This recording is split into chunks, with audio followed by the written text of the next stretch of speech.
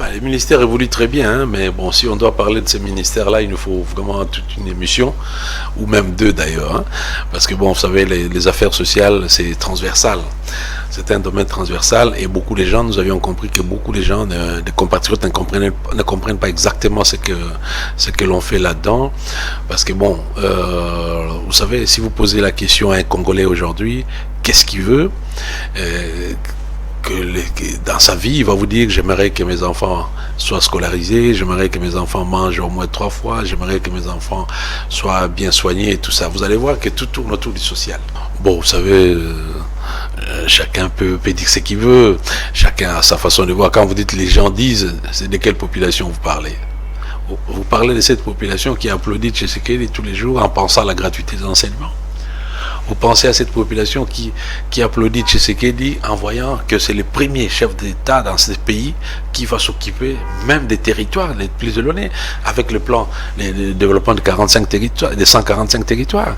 Est-ce que vous pensez à ces peuples-là qui a vu ces pays vivre en autarcie, c'est-à-dire totalement bloqués, fermés au monde, et qui voit ces présidents-là qui ouvrent le pays au monde? Aujourd'hui, on commence à parler de la RDC, c'est-à-dire nous avions réintégré toutes les organisations tant internationales que régionales.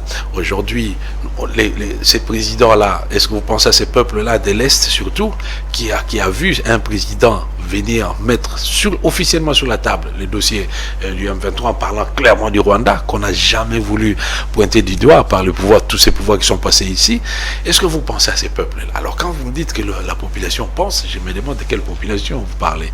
Parce que si c'est celle que moi je connais, c'est une population qui ne peut soutenir que Tshisekedi, qui aurait même pu le plébisciter au lieu de l'envoyer, au lieu de laisser gaspiller de l'argent pour rien en organiser une élection. Mais bon, la démocratie aimerait bien qu'on passe par une élection.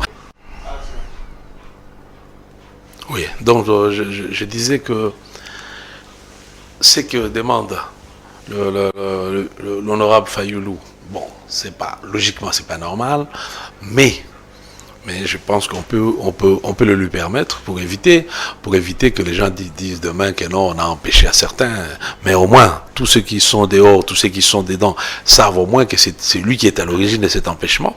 Mais néanmoins, moi je pense personnellement, ça ne dépend pas de moi malheureusement, qu'on pourrait le lui permettre. Parce qu'aujourd'hui aussi, on a un problème.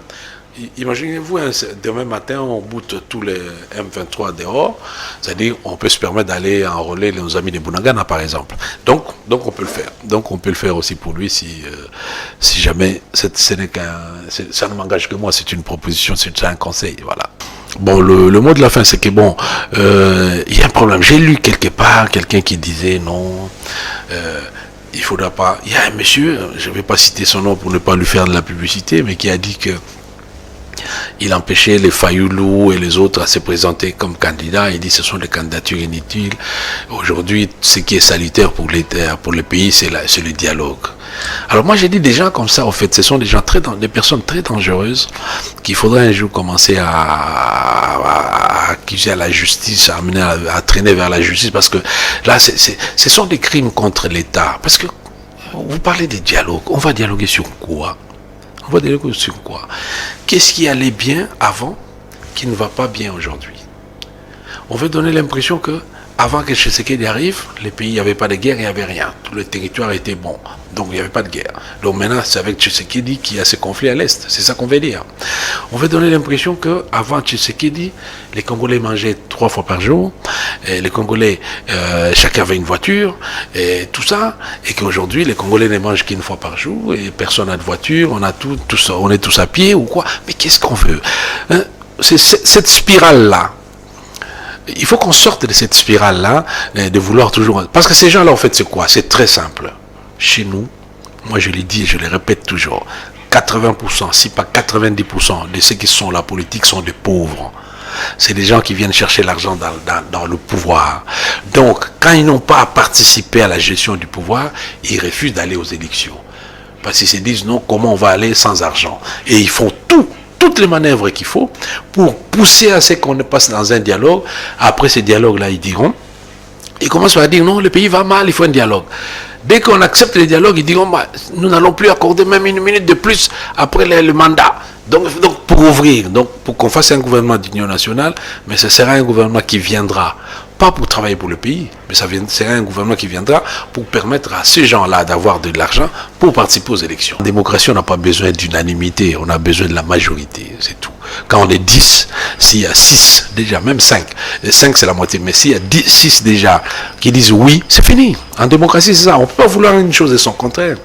Donc on ne peut pas avoir l'unanimité. Il ne faut pas que tous les 10 acceptent. Si 9 acceptent, il y a une personne qui refuse, vous dites que non, on ne fait pas, c'est parce que lui, il a refusé. Attendez, ou on sait ce que l'on veut, ou on ne sait pas. Donc voilà, donc, pour le mot de la fin, c'est-à-dire élection ou rien. On doit aller aux élections.